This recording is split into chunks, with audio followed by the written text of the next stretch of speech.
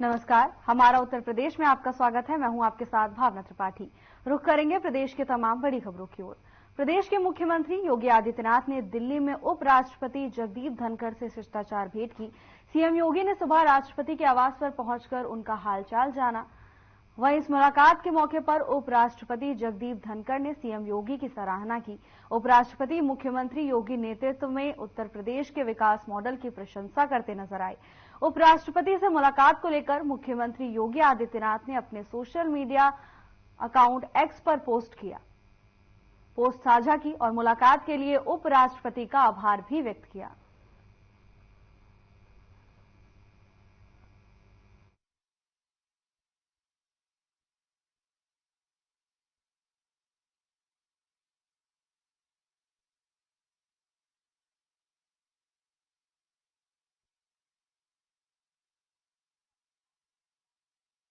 धनखड़ से मुलाकात की, इस दौरान उन्होंने पोस्ट भी साझा की है। एक्स अकाउंट पर उन्होंने पोस्ट साझा कर अभी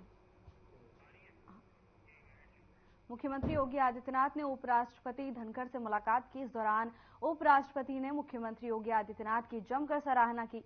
उन्होंने कहा कि योगी आदित्यनाथ के नेतृत्व में विकास मॉडल तेजी से काम कर रहा है।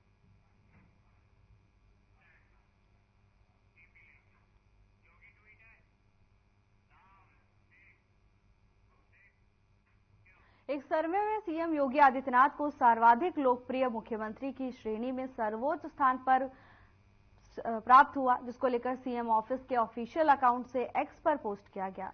पोस्ट में लिखा गया कि ये उपलब्धि अंत्योदय के लक्ष्य के साथ सेवा, सुशासन, सुरक्षा और लोक कल्याण को समर्पित महाराज जी की नीतियों के प्रति देशवासियों के अटूट विश्वास और अथाह समर्थन की परिचायक है।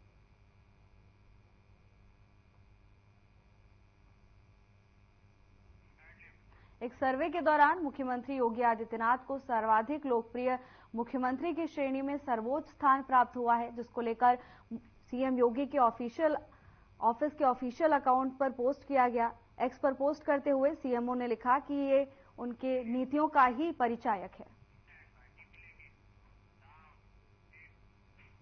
भारत का पहला राष्ट्रीय अंतरिक्ष दिवस समारोह का आयोजन। राष्ट्रपति द्रौपदी मुर्मू ने पहले राष्ट्रीय अंतरिक्ष दिवस पर भारत मंडपम में अंतरिक्ष प्रौद्योगिकियों और उपलब्धियों को प्रदर्शित करने वाली एक प्रदर्शनी देखा। इसके साथ ही केंद्रीय मंत्री डॉक्टर जितेंद्र सिंह और इसरो के अध्यक्ष एस सोमनाथ भी मौजूद रहे।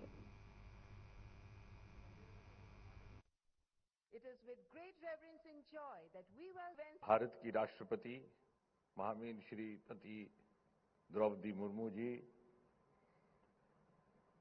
अंतरिक्ष विभाग के सचिव एवं इसरो के चेयरमैन श्रीमान एस सोमनाथ जी, इस सभागृह में उपस्थित विज्ञान के भिन्न भिन्न क्षेत्रों से पधारे हुए विशेषज्ञ गण, महानुभाव, लेडीज एंड जेंटलमैन, आज का दिन बड़ा ही शुभ दिन है, शुभ अवसर है और हम सब भाग्यशाली हैं। भाग्यशाली इसलिए कि भारत का सर्वप्रथम राष्ट्रीय अंतरिक्ष दिवस अथवा नेशनल स्पेस डे का उत्सव मनाने का काम हमारे हिस्से में आया है। आज से ठीक एक वर्ष पूर्व 23 अगस्त 2023 को हमारे एक स्पेस मिशन चंद्रयान ने इतिहास रच करके दुनिया को चकाचौंध कर दिया। चंद्रमा के साउथ पोल पर पहुंचने वाला वो पहला स्पेस मिशन था और तभी प्रधानमंत्री श्री नरेंद्र मोदी जी ने ये घोषणा की कि प्रतिवर्ष इस दिन को राष्ट्रीय अंतरिक्ष दिवस के रूप में मनाया जाएगा, ताकि हम जहां एक और चंद्रयान की गुणगान को स्मरण कर सकें, वहीं साथ ही साथ आने वाले समय के लिए कार्यसूची एजेंडा पर चिंतन मंथन भी कर सके। ये कोई साधारण बात ना थी, जैसे सोमनाथ जी ने कहा। जिस चांद के दीदार के लिए दुनिया इंतजार करती है, उस दिन भारत ने उसे छू करके महसूस किया था। And the world never expected that we would be able to achieve this feat, because our journey in space was just about 55 years long. ISRO was born in the year 1969, the year which is remembered for the first human being having landed on the surface of Moon, Neil Armstrong. And we were just getting born.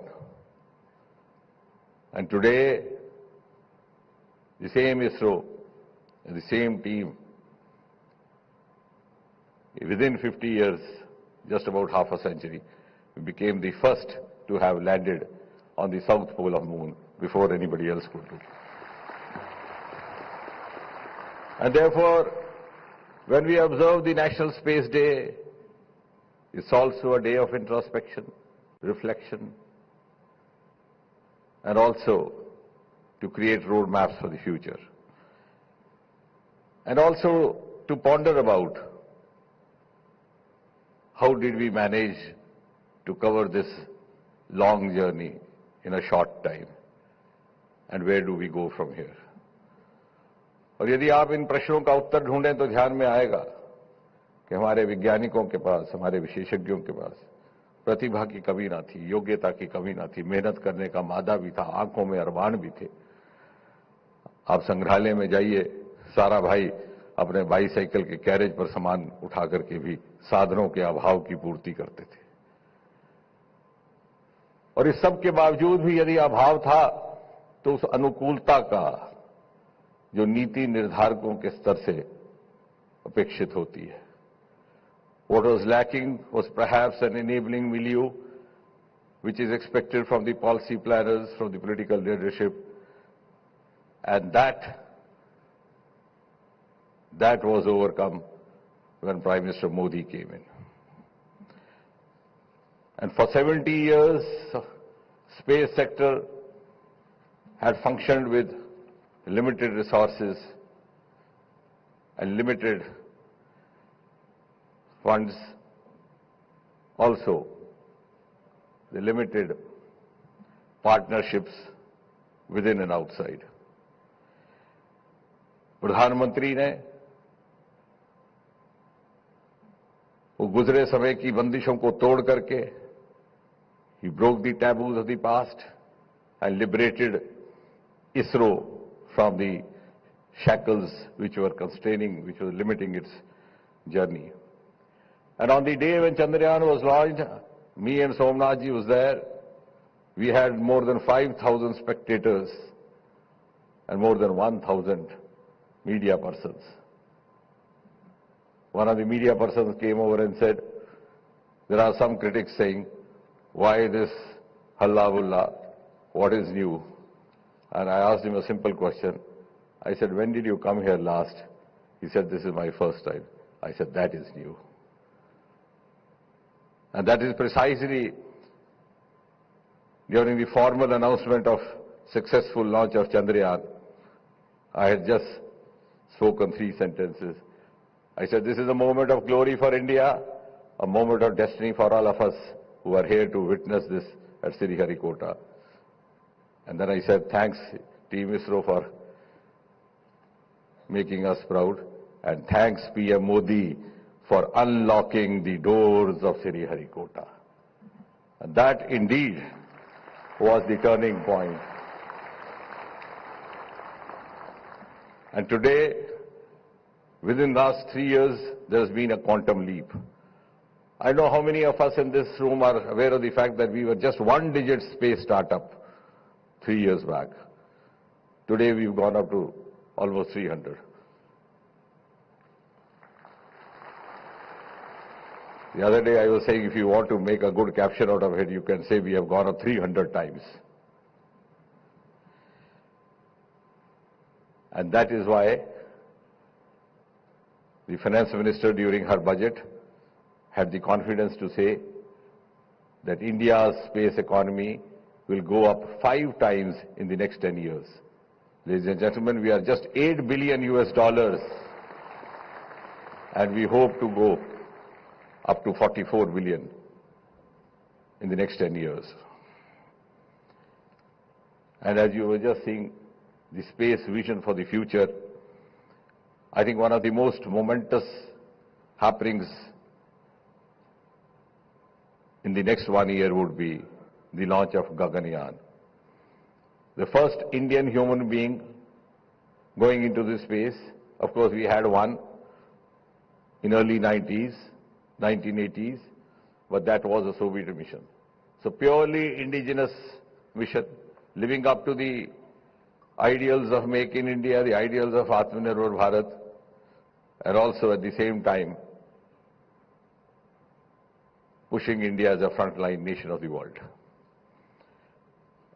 And as you were seeing in the film just now screened, and Prime Minister himself saying कि पहला अंतरिक्ष का हमारा station, which is being decided to be named as Bharatiya Antariksh Station, would be there in place in 2035, and finally in 2040 an Indian landing on the surface of Moon, which is not very far.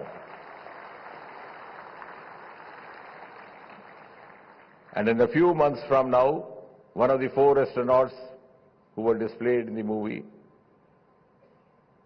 will be accompanying his counterparts to the International Space Station. Wing Commander Shukla, who is now promoted as Group Captain Shukla, has already been identified for that exercise. Ladies and gentlemen, space technology today has entered every Indian household, and I'm glad to note that space technology is also adding value to its performance through artificial intelligence, through machine learning, through quantum technology, as you saw in the citations of these youngsters who received the awards this morning. And India today has proved to the rest of the world its space capability in all the 3 verticals, whether it is space transportation, whether it is space ground station, whether it is space platforms. And apart from Earth and deep sea, now we are going to the next level to reach out and clear the space debris. Honorable Rashtrapati ji very rightly was expressing her concern when we were में उपस्थित अंतरिक्ष विभाग के राज्य मंत्री doctor Jitendra Singh ji, अंतरिक्ष विभाग के सचिव, अंतरिक्ष आयोग और इसरो के अध्यक्ष डॉक्टर एस सोमनाथ जी, वैज्ञानिकगण, अन्य गणमान्य अतिथियों, देवियों और स्वजनों, वो ऐतिहासिक क्षण जब विक्रम लैंडर चंद्रमा के दक्षिणी ध्रुव के पास सफलतापूर्वक उतरा था, हर भारतीयों के लिए अत्यंत प्रसन्नता का क्षण था। मैंने टचडाउन का लाइव प्रसारण देखा था। हर भारतीय की तरह मैं भी गर्व से भर गई थी। इस सफलता के उपलक्ष्य में नेशनल स्पेस डे मनाने की घोषणा करना एक सराहनीय कदम है। मैं समस्त देशवासियों और आप सभी को प्रथम नेशनल स्पेस डे की बहुत बहुत बधाई देती हूं।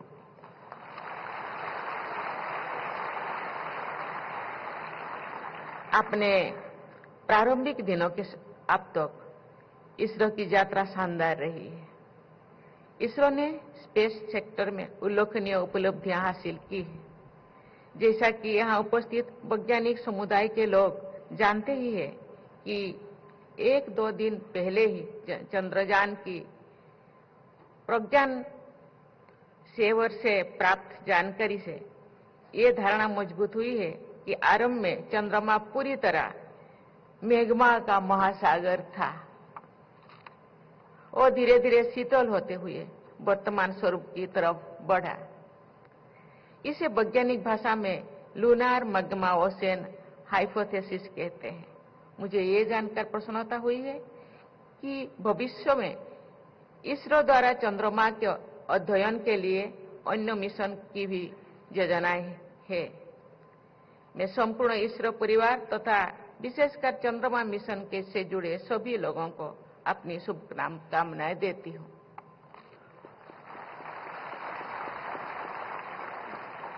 आज के कार्यक्रम में विद्यार्थियों की भागीदारी देखकर मुझे खुशी हो रही है। इसरो द्वारा आयोजित भारतीय अंतरिक्ष हैकाथॉन और रोबोटिक्स चैलेंज की विजेताओं को मैं हार्दिक बधाई देती हूं। मैं आशा करती हूं कि इसरो द्वारा चलाए जा रहे स्पेस ऑन व्हील्स और स्पेस ट्यूटर्स जैसे कार्यक्रम जनमानस सामान्य एवं विद्यार्थियों में स्पेस के बारे में उत्कृष्टता और जानकारी बढ़ाने में उपयोगी सिद्ध रहेंगे। देवियों और स्वजनों, स्पेस सेक्टर के साथ साथ इसरो ने देश के सामाजिक और आर्थिक विकास में भी अमूल्य योगदान दिया है। मुझे पूर्ण विश्वास है कि आप ऐसे ही देश के विकास यात्रा में योगदान देते रहेंगे। इस महीने में भारत के स्पेस प्रोग्राम के जनक माने जाने वाले डॉक्टर विक्रम साराभाई की जयंती भी मनाई जाती है। ये न केवल महान वैज्ञानिक थे, बल्कि एक दूरदर्शी इंस्टीट्यूशन बिल्डर्स भी थे। उन्होंने स्पेस सहित विभिन्न क्षेत्रों में कई संस्थानों की स्थापना की। उन्होंने कहा था, and I quote, "Those that can apply their insights to the problems of the community and of the nation discover an exciting area of activity where effort is rewarding even while the results so slowly." Unquote. वर्तमान परिप्रेक्ष्य में उनका ये कथन अत्यंत प्रासंगिक है, क्योंकि भारत के स्पेस प्रोग्राम का उद्देश्य अंतरिक्ष के क्षेत्र में आत्मनिर्भरता प्राप्त करते हुए देश का सामाजिक और आर्थिक विकास करना है। आज के इस आयोजन के विषय touching lives while touching the moon, India space saga भी इसी उद्देश्य से जुड़ा हुआ है। देवियों और स्वजनों, स्पेस एक्सप्लोरेशन ने मनुष्य की क्षमताओं को बढ़ाया है, मानव की कल्पना को यथार्थ में बदला है, ब्रह्मांड के रहस्यों से पर्दा उठाया है। स्पेस एक्सप्लोरेशन रोमांचकारी होने के साथ साथ एक चुनौती भरा कार्य भी है। इसमें अनेक समस्याएं आती हैं। इन समस्याओं के समाधान के लिए किए जाने वाले अनुसंधान विज्ञान के विकास को गति देती है और मानव जीवन को बेहतर बनाती है। स्वास्थ्य और चिकित्सा, परिवहन, सुरक्षा, ऊर्जा, पर्यावरण और सूचना प्रौद्योगिकी समेत ऐसे कई क्षेत्र हैं जो स्पेस सेक्टर में हुए विकास से लाभान्वित हुए हैं।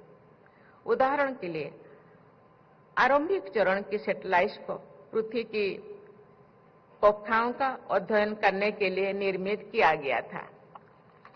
उन सैटेलाइट से प्राप्त ज्ञान के बल पर सैटेलाइट कम्युनिकेशन का विकास हो सका। आज इसके बिना मानव जीवन की कल्पना संभव नहीं है। देवी और स्वजनों, भारत के स्पेस सेक्टर की प्रगति असाधारण है। चाहे वो कम संसाधनों में सफलतापूर्वक पूरा किया गया मंगल मिशन हो या एक बार में 100 से अधिक सैटेलाइट का सफल प्रक्षेपण हो, हमने अनेक प्रभावशाली उपलब्धियां हासिल की है। निजी क्षेत्रों के लिए स्पेस सेक्टर के खुलने से स्टार्टअप्स की संख्या में बहुत तेज गति भी वृद्धि हुई है। इससे न केवल अंतरिक्ष अनुसंधान की उन्नति हुई है, बल्कि हमारी युवा शक्ति को अपने प्रतिभा दिखाने और उसे तराशने के नए अवसर भी मिले हैं। कुछ महीने पहले ही भारत की एक कंपनी ने single piece 3D printed semi cryogenic engine संचालित रॉकेट का सफल प्रक्षेपण किए हैं, जो कि इस तरह की पहली उपलब्धि है। अंतर्राष्ट्रीय संबंधों में विश्वास एवं साझेदारी बढ़ाने के लिए भी स्पेस सेक्टर एक अच्छा माध्यम है। उदाहरण के लिए, पड़ोसी राष्ट्र में संचार को बढ़ावा देने के लिए भारत ने वर्ष 2017 में साउथ एशिया सैटेलाइट GS-89 का सफल प्रक्षेपण किया था। अन्य देशों के साथ जुड़ाव के नई क्षितिज खोलने के लिए भारत सरकार द्वारा किए जा रहे प्रयास अत्यंत सराहनीय है। इसरो भारत का अंतरिक्ष स्टेशन स्थापित करने की दिशा में आगे बढ़ रहा है। मैं गगनयान मिशन की भी उत्सुकता से प्रतीक्षा कर रही हूँ, जिसमें भारतीय अंतरिक्ष टीम को अंतरिक्ष में ले जाया जाएगा। मुझे विश्वास है कि इन सभी मिशन के फलस्वरूप ऐसे परिणाम सामने आएंगे जिनसे देश सामाजिक, आर्थिक एवं वैज्ञानिक रूप से लाभान्वित होंगे। देवियों और स्वजनों, हमें भावी चुनौतियों के लिए भी तैयार रहना है। स्पेस डेब्री अंतरिक्ष मिशन के लिए समस्या अत्यंत चिंताजनक है। अंतरिक्ष अनुसंधान की गतिविधियां निरंतर चलती रहे, इस उद्देश्य के साथ ISRO system for safe and sustainable operations management facility का संचालन किया जा रहा है। ये एक सराहनीय कदम है। मुझे ये जानकर भी खुशी हो रही है कि भारत वर्ष 2030 तक अपने सभी अंतरिक्ष अभियानों को डेब्री फ्री बनाने के लिए लक्ष्य रखे हैं।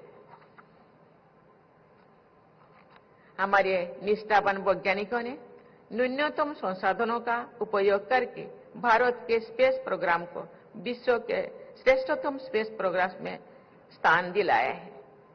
इसके लिए वे सराहने के पात्र हैं। मुझे पूर्ण विश्वास है हमारे देश में अंतरिक्ष विज्ञान के क्षेत्र में निरंतर प्रगति होती रहेगी तथा हम उत्कृष्टता के नए मानक स्थापन करते रहेंगे। मैं भविष्य के सभी स्पेस मिशन के लिए बहुत बहुत शुभकामनाएं देती हूँ। धन्यवाद। जय हिंद, जय भारत। प्रधानमंत्री नरेंद्र मोदी यूक्रेन की राजधानी कीव पहुंचे हैं। दोनों देशों के बीच राजनयिक संबंधों की स्थापना के बाद से ये किसी भारतीय प्रधानमंत्री की यूक्रेन की पहली यात्रा है। इस दौरान वो राष्ट्रपति व्लादिमीर जेलेंस्की के साथ रूस यूक्रेन संघर्ष के शांतिपूर्ण समाधान पर बातचीत करेंगे। प्रधानमंत्री नरेंद्र मोदी कीव दौरे पर हैं। यहां वो यूक्रेन के राष्ट्रपति जेलेंस्की से मुलाकात करेंगे और उनसे कई अहम मुद्दों को लेकर बातचीत करेंगे। आपको बता दें किसी भारतीय प्रधानमंत्री की पहली कीव यात्रा होगी।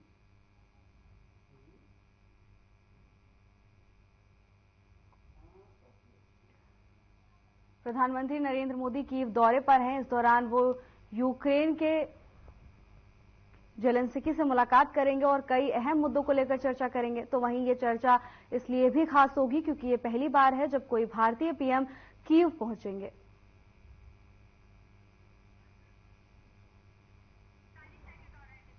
यूक्रेन के राष्ट्रपति जेलेंस्की से इस दौरान भारत के प्रधानमंत्री नरेंद्र मोदी मुलाकात करेंगे। कई अहम मुद्दों को लेकर चर्चा की जाएगी। इस भेंट को बेहद ही खास तौर पर देखा जा रहा है क्योंकि ऐसा पहली बार होगा जब भारत का कोई प्रधानमंत्री कीव दौरे पर पहुंचेंगे। यूक्रेन के राष्ट्रपति जेलेंस्की से मुलाकात करेंगे। तमाम अहम मुद्दों को लेकर इस दौरान दोनों के बीच चर्चा भी होगी। कीव पहुंचने पर प्रधानमंत्री का भव्य स्वागत हुआ। फिलहाल के लिए बस इतना ही। जल्द हाजिर होंगे नई अपडेट्स के साथ। नमस्कार।